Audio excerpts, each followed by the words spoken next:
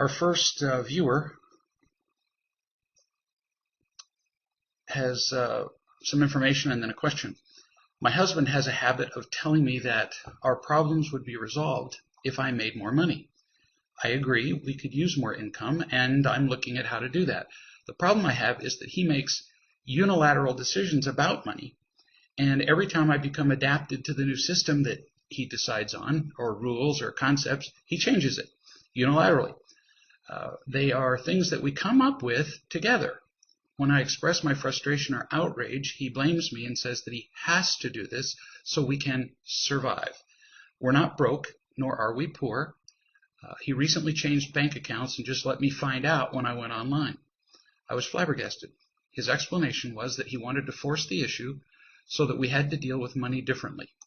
His compensation is down because of, some canceled engagements. And he does not let me know the changes that will occur in his pay so that I can plan accordingly. If I ask, he's very defensive and shouts at me. I mentioned that I just need to know so that I can plan. This is what I believe. I question his desire to be in this relationship. Money is not our problem, and more money is not our solution. He uses this excuse as a reason not to engage or further our life together. I want him to be happy. I told him that he's free to go if he's unhappy, that I cannot work with continuously shifting sands. All it does is provide more fuel of how right he is, and I don't want to participate. We've been doing this for over a year now. I don't want the job of jumping through hoops in order to prove that he can trust me. It doesn't matter, I realize, because each time I do follow through and do what I promise, he finds another reason to fail me. I feel that I have failed to love him in the way that he needs to be loved. I feel a bit resigned because I know that he will not work on this or get any help. He's very sure of his position. I just cannot live with this circular argument. It's taking a toll on my esteem. I feel that he perhaps simply wants a marriage of convenience and not really to grow and evolve in love.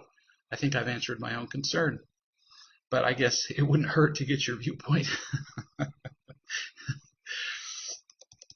I feel like an appendix. So your husband is not unlike the rest of the world. He's been raised to think that he's going to get a sense of worth, accomplishment, value from the accumulation of imitation love. And manipulating money is such a sense of power and control. I mean, you can put your finger on money. You can shift it from one bank account to another. You can draw graphs and show how it comes in and out. And, he doesn't have any unconditional love in his life. That's pretty obvious if he's making unilateral decisions, without you, and then getting angry and defensive. But the idea then, in the absence of real love, the idea of giving up control over something he can control, when we don't feel love, we already feel helpless. And to give up control over something concrete would be terrifying to him. It's one of the few ways that he has to feel, in his mind, relatively safe. So it's important that you get that so you understand why he behaves like that. You said it's a way of him not really engaging in a relationship. Nah, he's not that clever, and people aren't that complicated. It's the only form of safety and control he has. And so he does it compulsively. Like you said, you said to him, I really don't want you to keep doing this. I would really like to share the decisions. And he goes right on making unilateral decisions and making things difficult.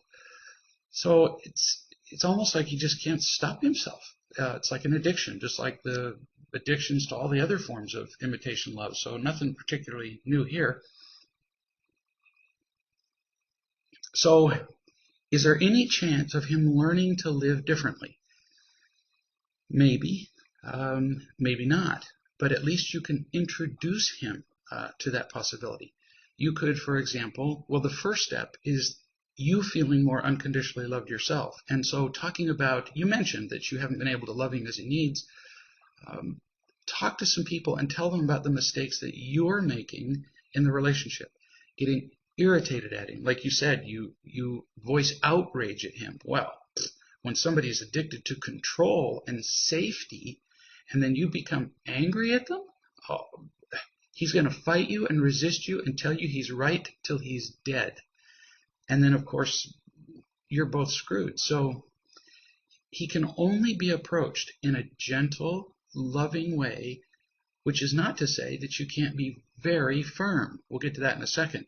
But you first have to feel loved before there's any possibility of him hearing a single word you say.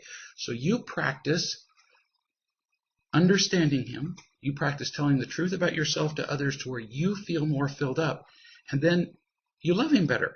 Now, as he feels loved, he may respond with less control of the money. He may or he may not. But it's worth your trying. Then if you love him consistently, and I don't mean for 5 days, I mean for months, and he doesn't respond, then you sit down with him and you say, you may have noticed over the last several months that things have been different between us. Some people actually have to have that pointed out to them. And then you describe to him that you've learned a different way of being as a person and a different way of being a partner in the relationship. And ask him, do you want more happiness in our relationship? Would you like it to be more peaceful, more sharing? Would you like more of a sense of fulfillment? You may discover that he doesn't care. Some people don't. And then, of course, you have a decision to make. He may be so addicted to control and money and power that he's not interested in anything more. If not, you have to decide whether you want to stay in that relationship. But if he does have an interest, then you have an opportunity to teach him some of what you've been learning. And the first things to teach him are not going to be what he is doing wrong. He's not going to respond well to that. He's a power and safety addict. But to describe to him the mistakes you've been making. Now, again, how long before you start having this kind of conversation? I can't answer that for you. But you can pretty safely begin to have this kind of conversation when you don't feel anxious and irritated as you do it. So describe to him how much fun you've been having feeling loved, how much more you would like to have that kind of relationship with him, and then how being partners, because after all, why do people get married? It's to be one with somebody. And you ask him if that's something he'd like. Now, virtually all men do. There are a few, really incredibly selfish people who don't want anything more than imitation love. And I don't say selfish in a critical way. They're just reacting to emptiness and fear. But if he wants to participate in a fulfilling relationship, then describe to him how in such a partnership, pretty much all major decisions, and I mean major more than what time you're going to get up in the morning and how you're going to get to work, although sometimes those can be major too. But pretty much in a partnership, you share all these decisions. You talk together. And see, you don't make it complicated. Don't say, oh, okay, now I'd appreciate it if you shared with me decisions about this and that and this. Too many things. Say, we don't make any decision that affects the other person without talking to them. Makes it pretty simple now, doesn't it? So, gosh, that would apply to everything. If I'm going to get home late from work, I would call my partner because that affects her. If I'm going to spend money, I would talk to her first because money I spend, she can't. Or we can't, whichever. You don't make unilateral decisions.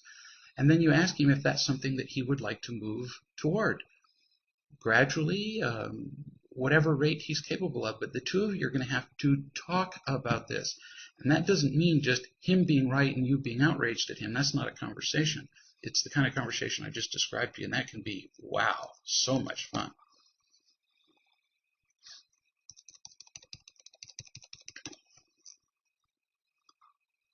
Way funner than anger and all that stuff that we normally do.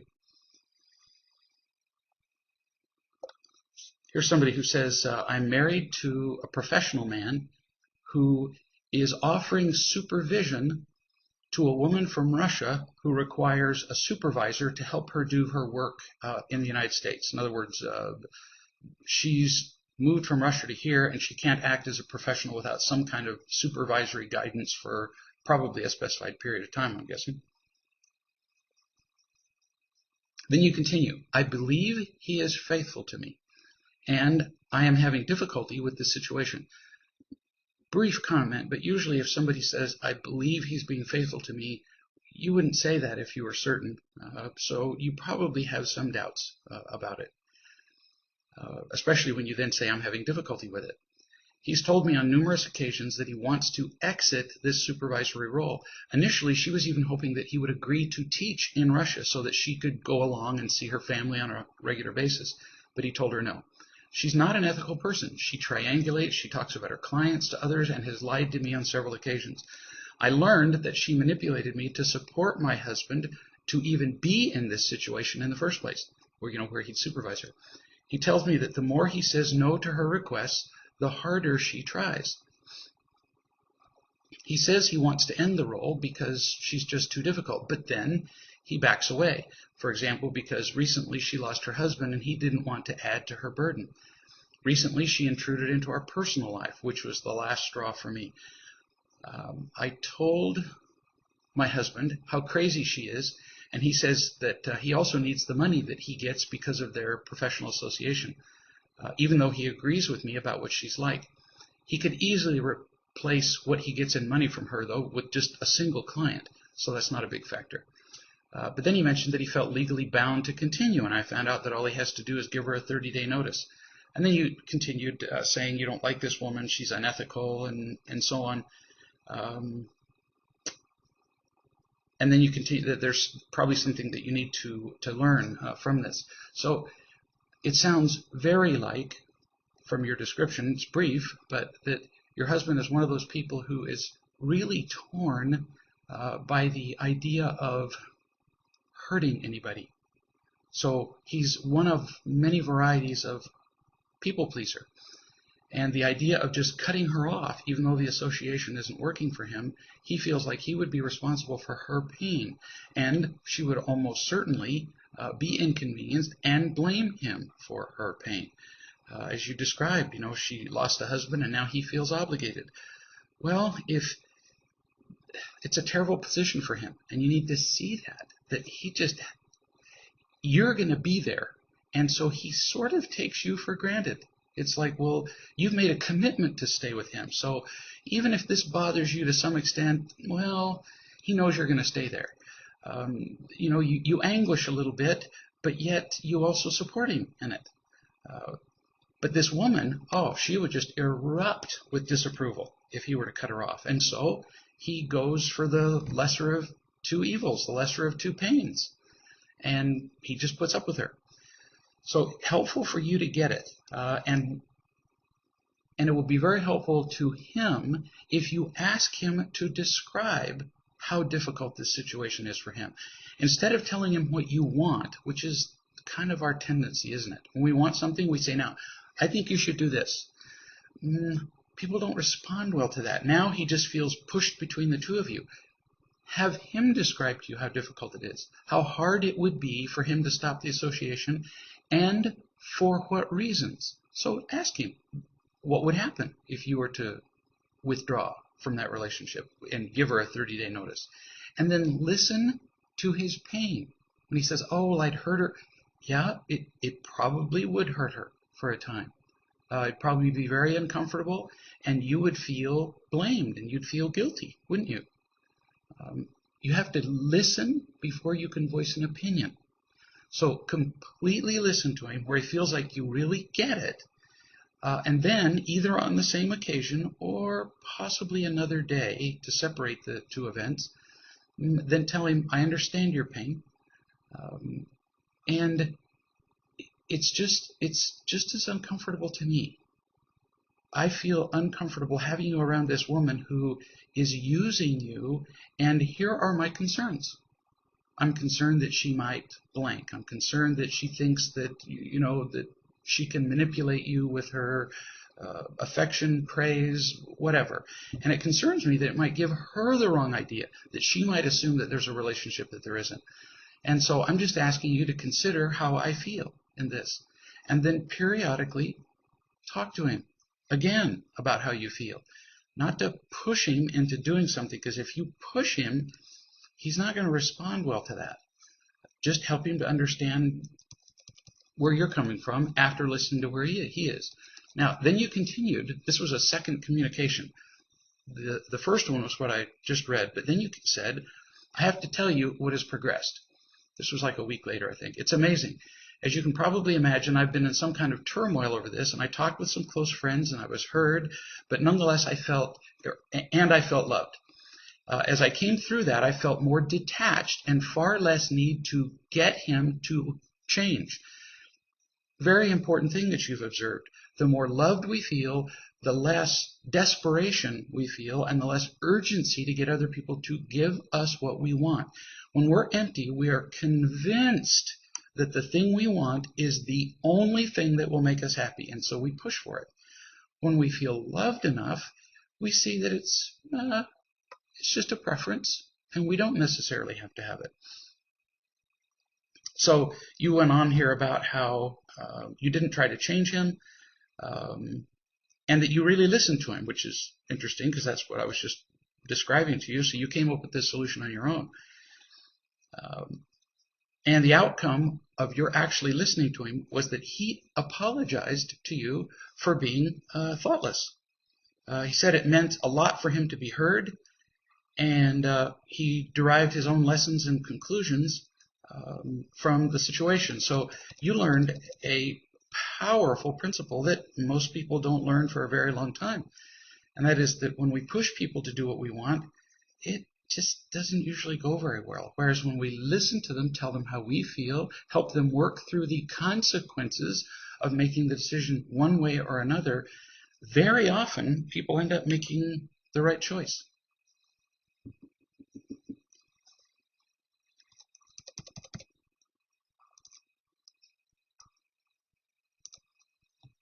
Here's a viewer who says, first of all, thanks for helping me turn my life around. About 2 weeks ago, I was at a point in life where I was seriously thinking of giving up on the whole notion of love. I've been married, divorced, and now married for the third time, and my current marriage was on the rocks. All my adult life, I've always felt that I was missing something. You're not alone in that. I always expected love to magically appear and sweep me off my feet. As a result, I was always filled with disappointment whenever this magic carpet ride ended. Thanks to your book, Real Love and Marriage, now I can begin to understand that this falling in love feeling that we expect to last a lifetime is all part of imitation love, based on our own selfish need to get instead of give love. All my life, I've been wondering why this wow feeling that we experience at the beginning of a relationship eventually fades. And now I know. Great insights on your part, because many people will read the same passages that you did and not come to these brilliant conclusions. What's so cool about what you know now is that with knowledge comes power and freedom. Once you see the trap that has been, set over and over again for you to fall into, to get this excitement of imitation love and then expect happiness to come from it, once you see the trap, you can avoid it in the future. And especially after you've experienced enough real love, after you know what that feels like, tastes like, you tend not to be fooled by the imitation anymore. You then continue. My question is, how do I deal with my ex-wife? Just let me pause here for a second, because what you described up to this point, the magic of falling in love and so on, has been characteristically ascribed to women. Women tend to talk like that. But I'm here to tell the women who are listening, men are looking for the same kind of happiness you are. We're all looking for the real thing. And men are not all fooled by the allure, the seduction of imitation love, including sex in its various forms. Men really want the real thing. And in the end, the imitation always wears off. So you continue. How do I deal with my ex-wife, the mother of my children, now that I recognize all the mistakes I made while I was married to her? I left her because I thought something was missing that she couldn't give me. Now I know I was wrong. I hurt her so badly. I realize now I still love her, but now I'm in a new marriage. I've chosen to love my current wife unconditionally, but sometimes I wonder if I should go back to the mother of my children. I have no children in my current marriage. How do I reconcile this situation?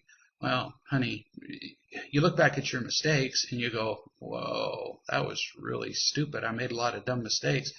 But imagine that you look back and see that you made terrible mistakes in the 6th grade. You can't go back and re-enroll in the 6th grade. It's over.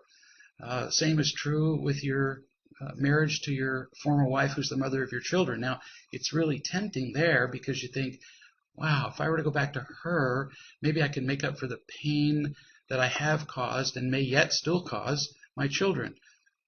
Tempting, but in order to do that, you would have to completely abrogate, completely negate, throw away the agreement, the covenant that you made to love your present wife.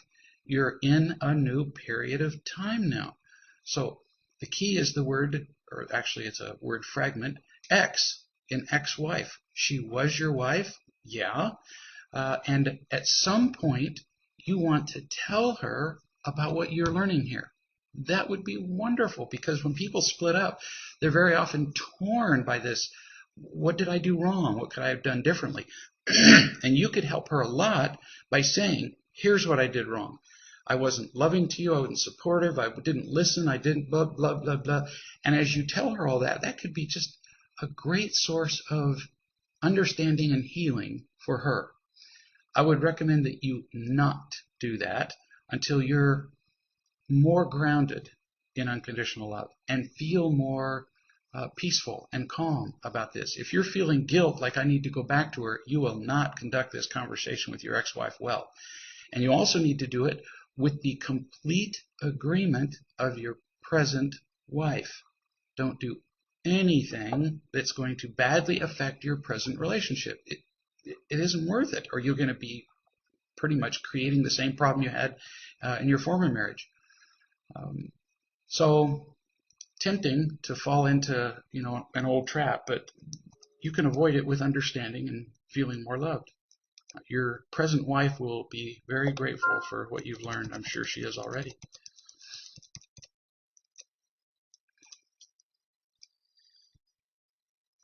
Let's see. Here's somebody who says, I'm exclusively dating a man who has been widowed for 5 years. That he was married for 22 years and in love. He has proposed to me October 26th, so just recently, and then he took it back, saying that he proposed for all the wrong reasons. He was wanting a family in the sense of being around one. I asked him this weekend if he would call me more often and make the calls more loving instead of sounding like a weather report. And he said yes. He's been having me meet all his closest friends for their approval. Everyone I've met has loved me and told me they really like me. The couple Friday night knew him and his former wife as a couple very well and really approved of me, even to the point that he took my friend to lunch Monday and must have had a nice talk with him. Now he's calling me and in each call saying that he loves me. Major progress. I am in real love with him, not fantasy love. Like you mentioned, I asked him if there was anything that I was saying or doing that made him feel fearful. He couldn't think of anything. He mentioned that he can tell that I'm trying to give him his space and that that's freeing to him. We're talking me moving in with him the first of the year, but me not selling my house just yet. This has been such an emotional roller coaster for me that I don't even know what my question is. I told him since he has all the control, this is really scary for me because my heart is really out there and could be broken.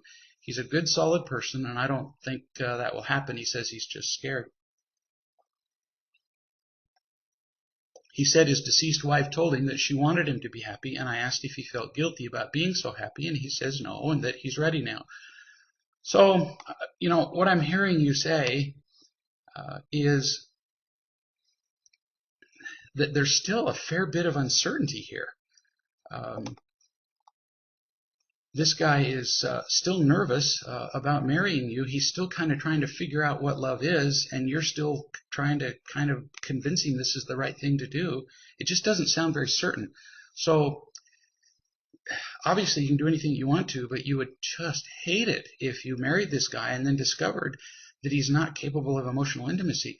Here you're saying that just recently you've said, you asked him this weekend if he could call you more often and make the calls more loving instead of sounding like a weather report. Well, honey, you're going to want to see a pattern of emotional availability for quite some time before you, in your own words, move in with somebody or marry them. You're having to kind of instruct him as to almost what to say, and that's not very emotionally competent. So I would suggest that you practice. I would suggest that you read the Real Love and Marriage book together, use the 40-day workbook along with it, and work your way through it. If you push it, you may discover that you weren't ready, and then it's too late. Now you have a mess to undo. So there's really no reason to hurry this. He just doesn't quite sound ready, and you're going to find out as you read the book together whether he is the kind of person. You say that you unconditionally care about him.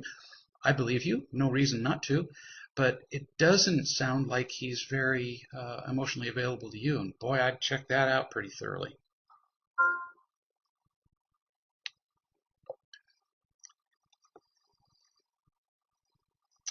Here's a viewer who says, I found the Real Love book and read it. Awesome. New stuff I hadn't thought of before. I know that being happy is important, but the book said so much. How can it be simple? Oh, or even possible? Yeah, if I could do a condensed version of the Real Love book, it just wouldn't be all that complicated. And if you'll reread the book, you'll see that the principles are really quite simple. There's not like 20 steps to remember. It's not a million complicated things, even though there were a lot of words. It's as simple as very few of us feel loved unconditionally. We haven't from the time we were kids, and we haven't because people didn't love us no matter what we did. The only way for us to find that is for us to create the opportunities for people to really see us as we are, which would require our telling the truth about ourselves, telling the truth about our mistakes, our fears, our flaws, and so on. And as we do that, then we can finally feel loved for who we really are. We repeat that process over and over again. The same step, telling the truth about our own anger, our own selfishness, our own victimhood. And as we feel loved, we then simply share that with other people, and happiness is inevitably the result. So that wasn't complicated, was it? No, that wasn't even a full page, probably. So it sounds like a lot of words, but pretty simple stuff. And we just have to keep. It's about persistence. It's not about being brilliant and understanding complicated principles.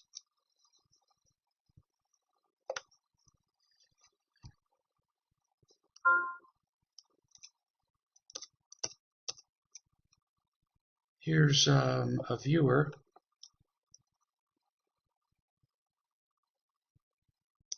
who says, I have a situation where my highly emotional 16-year-old is very upset with my partner over a comment that he made about her going to live with her dad. If she didn't like the fact,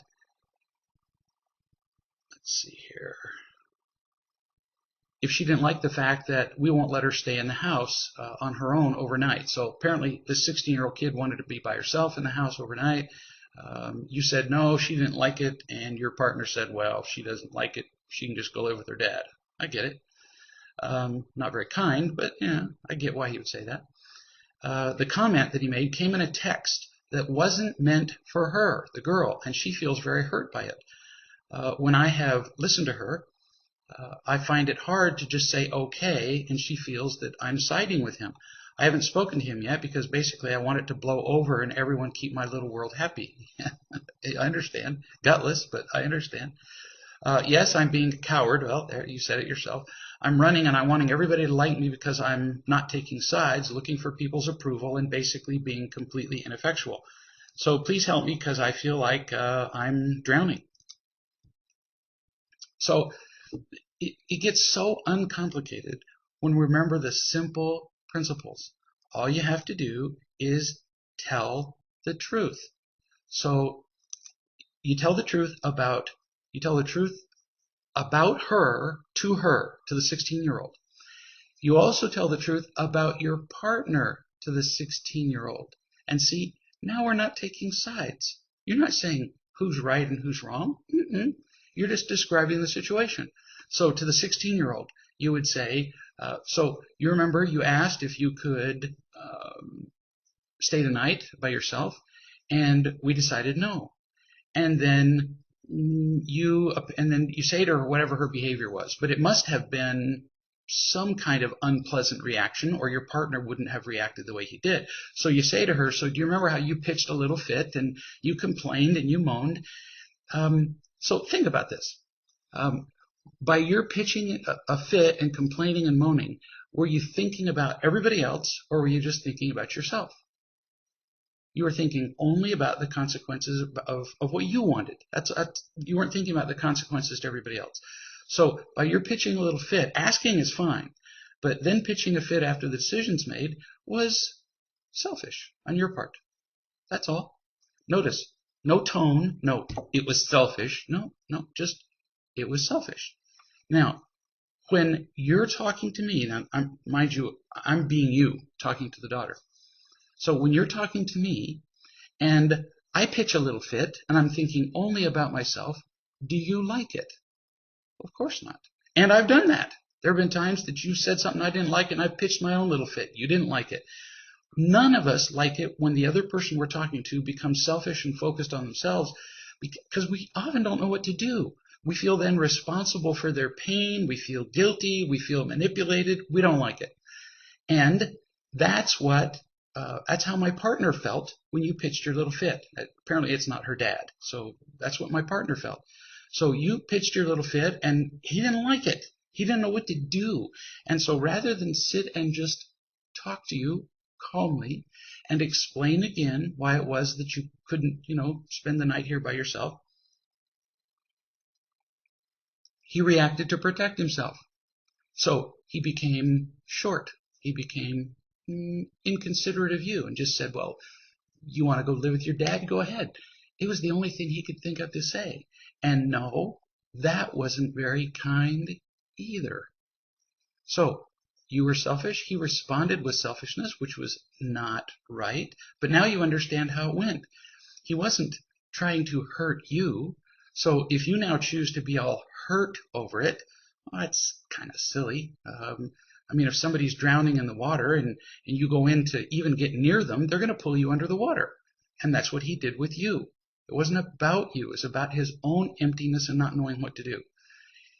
If you do this calmly and explain it to her thoroughly, she'll see your partner in quite a different light and usually tend not to be as upset. Then I would recommend that you have the same discussion, or at least a very similar discussion, with your partner, and tell him the truth about her, that she was just empty and complaining and trying to be the big adult, and when we said no, she felt insulted. She felt uncared for, which is pretty understandable. Kids always want to be treated like adults until it comes time to take adult responsibilities. And just explain to your partner that it was entirely understandable that she reacted the way she did, and that then the way he responded to her was less than thoughtful, less than productive. And you're not criticizing him. You're just saying it wasn't what she needed to hear at the time.